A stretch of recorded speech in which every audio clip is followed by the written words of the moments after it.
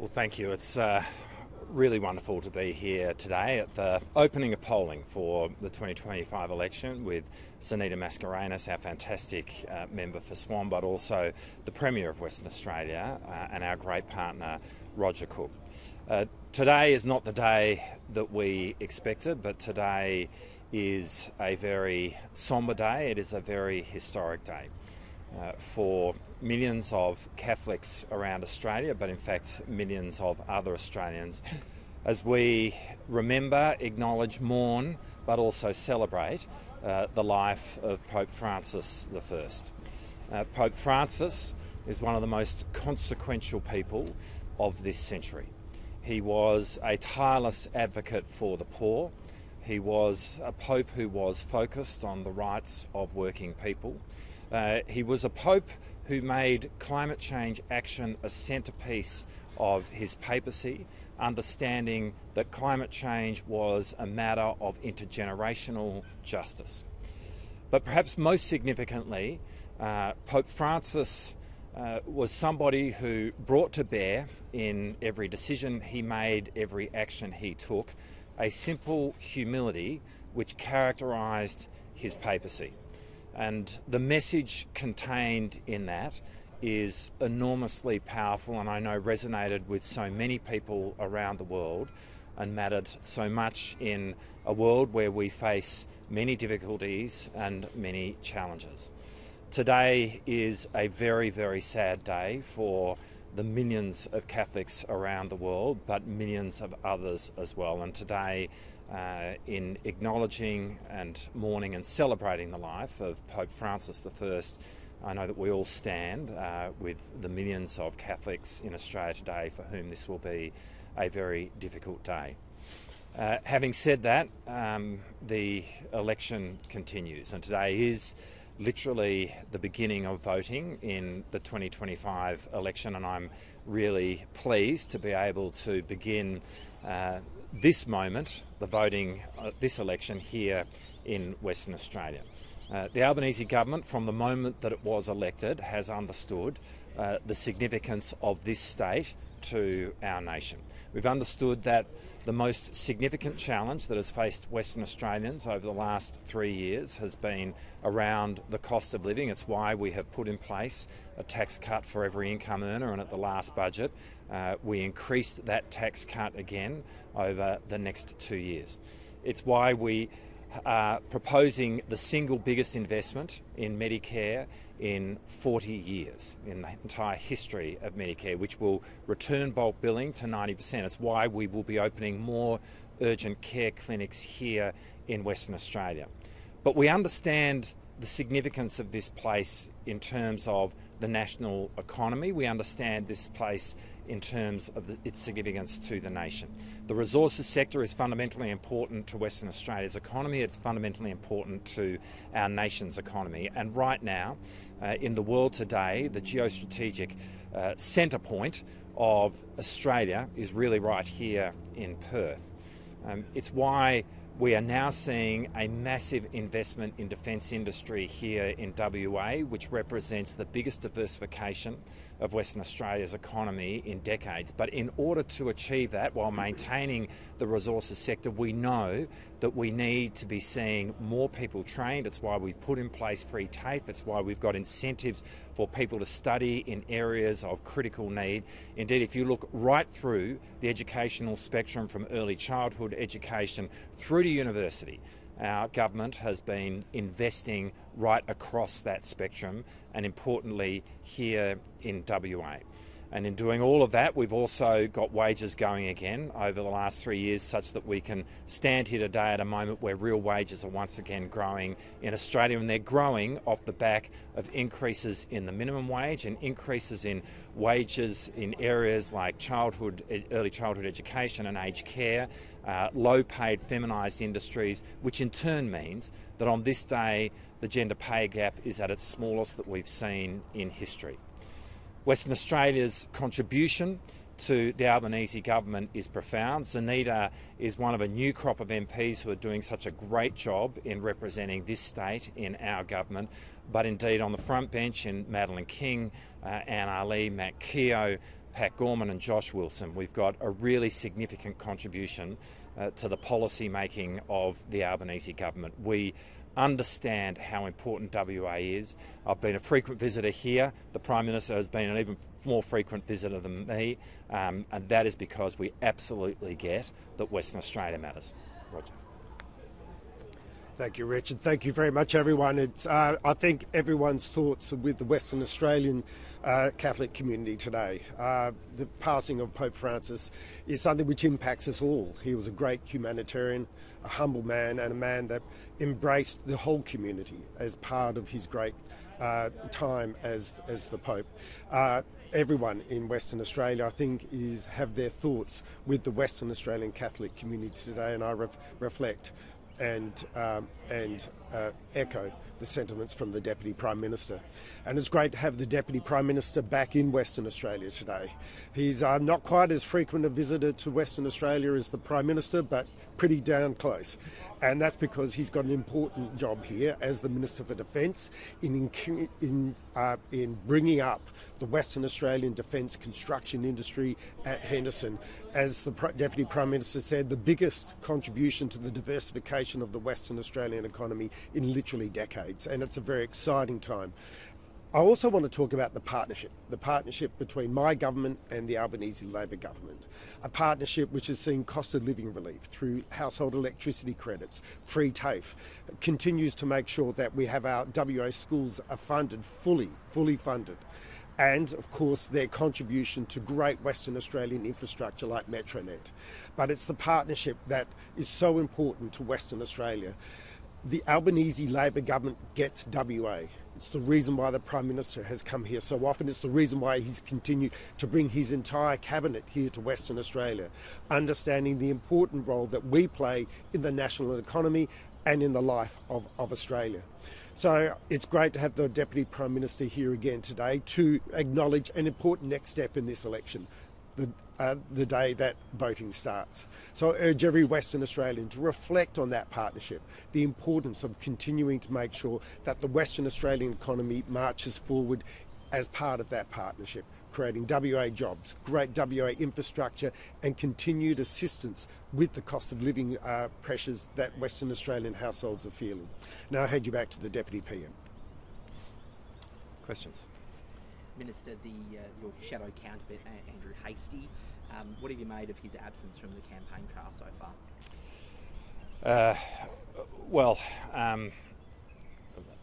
I perhaps, in light of the circumstances of the day, my remarks might not be at quite the volume they would otherwise have been. The Shadow Defence Minister has an important role to play. It's really a matter for him and for the opposition to determine how that is going to be played. I suppose I observe that we are at this moment in time, people are voting behind us, and we're yet to see a defence policy from the opposition. We're told that will be handed down in the next couple of days before Anzac Day. In providing a defence policy for the nation, it is really important that the opposition, the alternative government, the alternative Defence Minister and the alternative Prime Minister articulate with clarity how they see Australia's strategic circumstances, what they see as being our strategic challenge and the defence force that we need to build in order to meet that challenge, what that requires in specificity in terms of capability, what that requires in specificity in terms of funding, and how that funding will be accounted for across the entirety of the opposition's spend. I say all of that because that is the standard to which we have been held as a government. It is in fact the standard that needs to be met in order to have a credible defence policy for our nation. It won't cut it to have vague numbers, to have aspirations, to have signposts in the future. There needs to be a great deal of specificity in respect of what that defence policy looks like, and I assume that the Shadow Defence Minister is currently working on that. How important is defence, a strong defence policy in this election, and how does it impact the coalition's actions in the defence space when the Shadow Minister hasn't, fronted the public in so long? Well, again, I think given the day, my comments will be muted, but I simply say that the absence of a defence policy from the alternative government of our nation at a moment when people are literally voting behind us is self-evident. In answer to your first question, defence is profoundly significant at this moment in Australia's history, at this moment in world history. We are seeing the most complex strategic circumstances that we have faced since the end of the Second World War. We are seeing a very significant increase in conventional defence spending, the most significant increased military build-up that we have seen from any country since the end of the Second World War, and that in turn has seen countries within our region and around the world focus on their defence capabilities, and we are no exception from that. We need to be responding, and we are. What we have done as a government over the last 3 years is engage in the biggest peacetime increase in defence spending that Australia has seen. That's been a very important step for our government, and we will continue to take that forward, and we'll continue to look at what the appropriate levels of defence spending are. But you can be assured that increases in defence spending will happen under this government, under the Labor government, because that is in fact what we've done over the last 3 years. Doesn't the defence presence need to be boosted in WA's north, and what's Labor promising about that? So our northern bases are really important, and WA's north is very important to that. So when you look at both RAF Base Curtin and Learmonth, they are two really important bear bases, which are an enormous part of our ability to project. We have been saying from the get-go, in terms of our strategic objective in the type of defence force that we're trying to build, is that we need a defence force that can project, because the location of Australia's national security is not the coastline of our continent. In fact, lies much further out. It lies where our sea lines of communication are. It lies in a region whose peace and stability is so fundamental to our own peace and stability. And in order to be able to project, it is really important that we have a strong line of northern bases, including in the northern part of WA. That is literally the platform from which we project. Those bases have been there for years, though. I mean, Yep. what's now, given the present current climate, what have you done? Well, the Defence Strategic Review, the National Defence Strategy, and now the Integrated Investment Program, which is the 10-year defence spend, provides for a much more significant level of spending to increase the capability of all of our northern bases, including RAF Base Curtin and RAF Base Learmonth. Upgrading those bases is a really important part of what we are doing in terms of restructuring our defence force and building a defence force which can project. I think the question, though, is stationing a military force in those bear. At the moment, they're just bare bases. I mean, people, I think over here in the west, they want to see an actual boots on the ground in the north. Bear bases is actually a really important concept in terms of. Well, it's a cost-effective concept, but what I mean, the idea of a bare base is that within literally a matter of days, you are able to stand that up to be a fully functioning, totally inhabited base, and that is how they're set up, so that can happen very, very quickly, and that's actually what we need to do. I mean, in this day and age, you can move equipment around. You establish logistical networks which enable you to do that. You have bases where people are living, where people, you can get people to serve, and where you can support the training that they need to do, and you put in place the logistical networks which will get them to those spots very, very quickly. And that's how bare bases work. As a concept, they are well understood and completely supported by successive Australian governments, but also by our partners and allies. Mr. Marles, the head of Indonesia's National Research and Innovation Agency says his country's on the verge of a major deal with Russia to develop commercial space facility in Papua. Would this be a threat to Australia's interests? I spoke with my counterpart, Minister Shafri Shamoodin, Defence Minister Shafri Shamoodin, And he made it utterly clear to me that there was no prospect of Russian aircraft operating from Indonesia. That was the fundamental issue that engaged our national interest. That I was very pleased with the assurance that he provided me. It was not a surprise. It is entirely consistent with the relationship that we have built with Indonesia over the last 3 years. And again, I'd point out we have the strongest defence relationship that we have ever had with Indonesia right now, and that was embodied in the signing of the Defence Cooperation Agreement that I signed with my then counterpart, now President Prabowo, last year. And so I'm very comfortable with our relationship with Indonesia, and more than that, in fact, we're excited about what the prospects of that contains going forward. And I think what you'll see is much greater interaction between us and Indonesia at a defence level, many more exercises, many more operations, more occasions where there is Australian Defence Force personnel in Indonesia, and more occasions where there are Indonesian Defence Force personnel in Australia. We understand Indonesia has relationships with other countries. This is not news. Indonesia has been a non-aligned country for many, many decades. It has a pre-existing relationship with lots of countries, including Russia.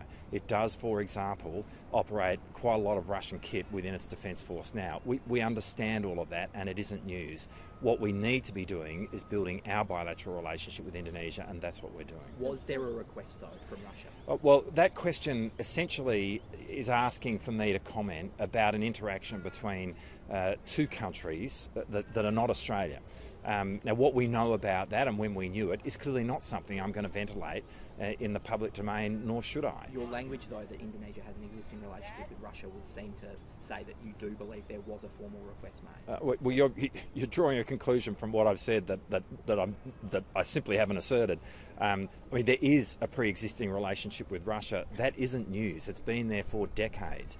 Indonesia will itself describe itself as a proudly non-aligned country, which has been a part of the non-aligned movement for many decades.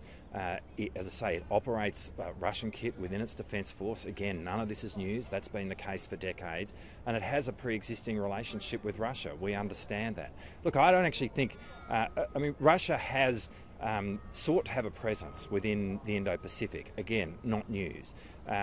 And we know that there is a degree of Russian activity within the Indo-Pacific. It would also be fair to say Russia is not the country which defines the strategic landscape of the Indo-Pacific. Far from it. We're aware, very aware, of what's happening within our region, Russia's presence within the region. Again, I'm not going to go into exactly what we know, nor should I, but we are very aware of it. But it is not. Russia is not the defining feature of the Indo-Pacific, and that Russia has had a pre-existing relationship with Indonesia is not news. But did you discuss in your discussion with your Indonesian counterpart? Did you seek clarification on whether a request had been made? Look, again, I'm not going to go into the entirety of that conversation. It's important. Sure, I mean, it would have been the first question, right? I'm not going to go into the entirety of that conversation. It's important that in terms of the conversations that we have with our international counterparts, that at least some of that is able to be done in a confidential way. What we did, what I received was a very clear affirmation that there is no intent or any prospect to have any Russian aircraft operating from Indonesia. That we communicated that as an outcome of our meeting was something that we agreed, and hence I've spoken about that publicly. That is the important substantive outcome in the meeting that I had with my Indonesian counterpart. Beyond that, I'm not going to go into what we discussed. Does Russia's seeming interest in Indonesia increase the importance of protecting WA's north? Well, again, I tried to sort of make this clear that Russia's engagement with Indonesia has been there for a very, very long time, for decades. But it would be wrong to suddenly see that Russia is in some way in a different position to what it has been. It is not the defining feature of the geostrategic landscape of the Indo-Pacific. Far from it. Australia's north is really important as a place from which we project. That is the the analysis that came out of the Defence Strategic Review, that is the analysis which is contained in the National Defence Statement, that is strategy rather, that is the analysis that we embrace. What we need is an ability for our Defence Force to go beyond the continent to protect, for example, our sea lines of communication, but to ensure that we as a nation cannot be coerced by any potential adversary. That is the Defence Force that we are seeking to build, and we are well on the way to building it. Indonesia's relationship with China, they've had bilateral defence talks overnight. Are you concerned that Trump's tariffs are going to force Asian neighbours into China's lap? Well, there's a conflation in the question that you've asked. Again, we understand that Indonesia is going to have the relationships that it does. I've described the relationship that it's had with Russia. It has a pre-existing relationship with China as well. We understand all of that. What matters is that we are building our bilateral relationship with Indonesia, and the Australian-Indonesian bilateral relationship is in as good a shape today as it has ever been, and the Australian-Indonesian bilateral defence relationship is in a better position today than it has ever been, and that is what we need to focus on. I think in terms of the question of tariffs and the global trading environment, we see that in terms of Australia's actions as being separate from what we do in respect of defence, and I think that's an important separation to maintain. But obviously, from the perspective of tariffs, our national interest lies in an open global trading environment. It lies in that because a growing proportion of our national income comes from trade, and a state which understands that better than almost anyone else would be Western Australia. Why are you denying the coalition a briefing on the Indonesia-Russia military equipment request? Well, again, I made comments about this yesterday, and again, noting the day, how I answer this is definitely going to be more muted than how I answered it yesterday. Firstly, there is no government decision or action which has taken place here. So in that sense, there is nothing to brief. What we have seen is Indonesia have a meeting, the Indonesian Defence Minister have a meeting with myself in which the fundamental assurance was provided that there was no prospect of Russian aircraft operating from Indonesian soil. Now that was made public immediately, like that. Literally within an hour or two of having had that conversation, we put that into the public domain, and that was the key substantive piece of information which came from that interaction. Beyond that, there is nothing to brief. Now, the call for a briefing seems to me to relate to what the opposition leader did last week in wrongly asserting that the Indonesian president had made an announcement when clearly the Indonesian president had not. A brief was not required in order to prevent the leader of the opposition from making that wrong assertion. And no brief changes the fact that that wrong assertion was made last week. I've got an election question. Last month, when there was a swing away from Labor in WA, I think it was almost 12%. It was disappointing, I think, for the Liberals that 2/3 of that went to parties other than them. When you look at the landscape this time round, particularly in the Senate, Australia's Voice and the Cannabis Party, are you concerned that voters who don't choose Labor might choose one of those, for want of a better word, more obscure parties? I think the way I'd answer that question is obviously in standing here today and in what we have done at every moment of this campaign is encourage people to vote Labor. I mean, that's fundamentally our mission, and that's both in the House of Representatives but also in the Senate. in order for Labor to be able to pursue as best as possible the agenda that we are putting forward to the Australian people in this election. It's really important that we have appropriate representation in the Senate.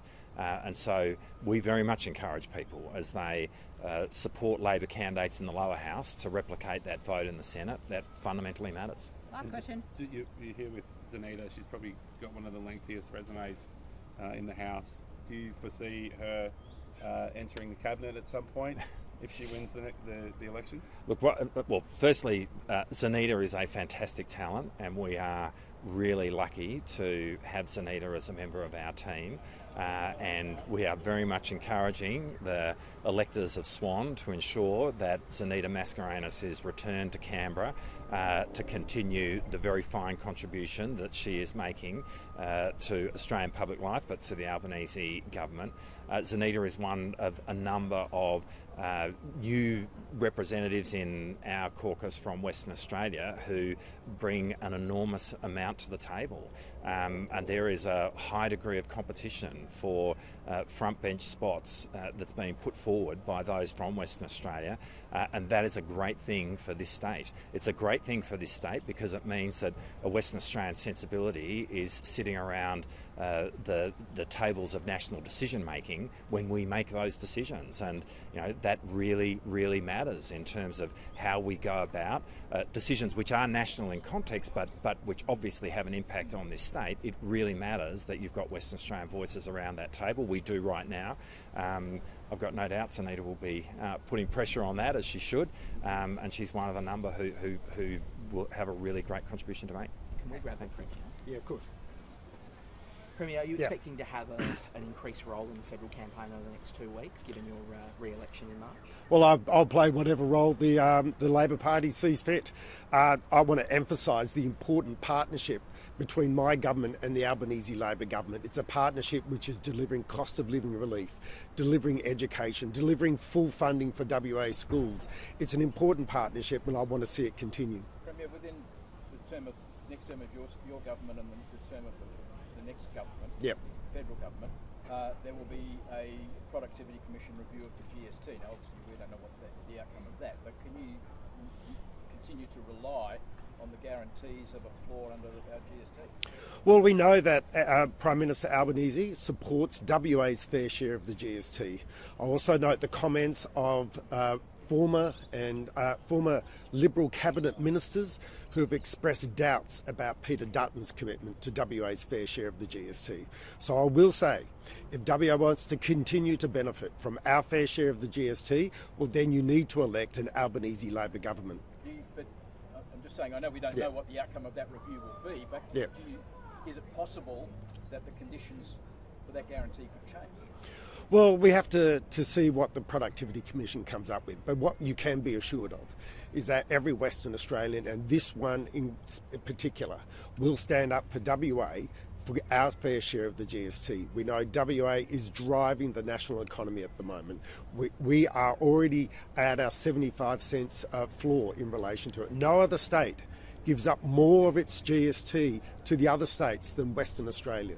So it's important that people recognise both the importance of our role in the national economy and our fair share, and that's what I'll stand up for. Has the government done anything to address FTV offenders not being able to be tracked in regional WA?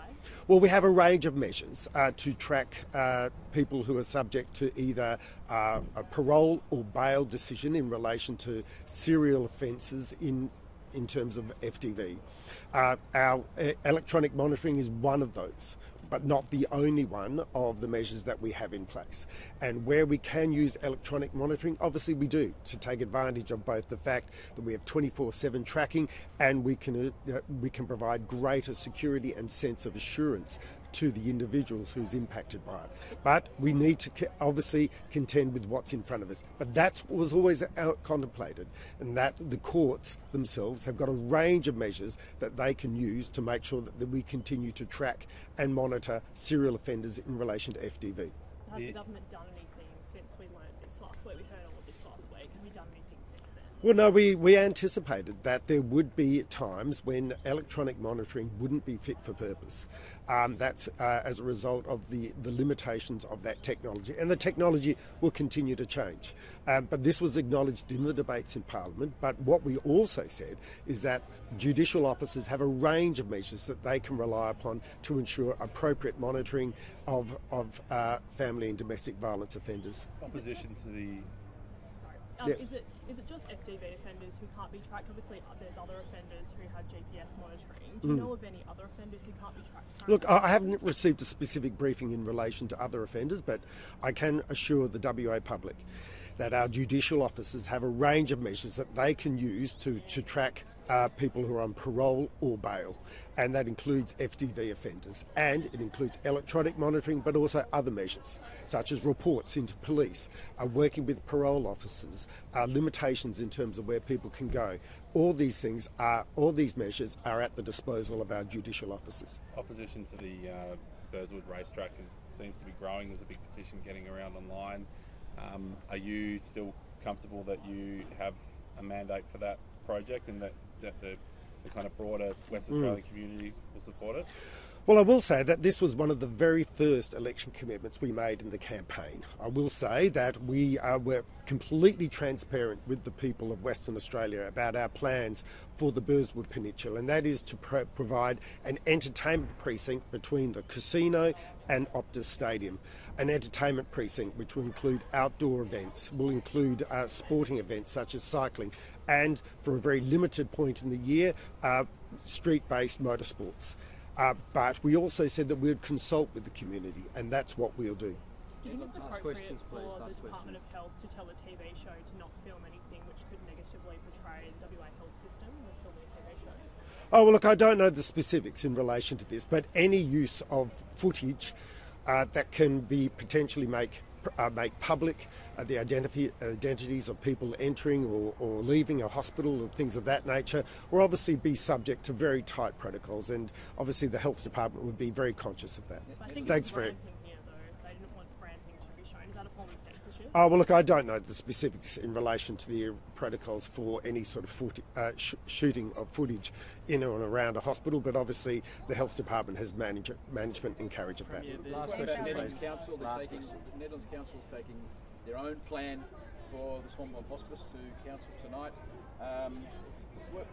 They seem to still want to contest whatever goes on at that site. It's extraordinary that the City of Netherlands would commit so much of ratepayers' resources to opposing a hospice for sick and dying children. I'm appalled with this use of public funds to oppose something which has in absolute undoubted provision of good to the community. This has been a proposal which is now in its advanced stages of construction. It's an important facility which will allow sick and dying children an opportunity to sit in a place of peace, overlooking the ocean, providing great respite and comfort for their families, who are obviously would be hurting as a result of the very acute and life-limiting diseases that these children have. It beggars belief that a council of any nature would oppose such a facility, and I implore and I call on the City of Netherlands, stop your actions. They are out of step. They are out of step with the community. Committing this particular part of this park to providing a hospice, a place of peace for sick and dying children, is something which is just humane. It's something which is just right, and they should stop it right now. Thanks, everyone. Thanks. At the Warwick pre-polling, they haven't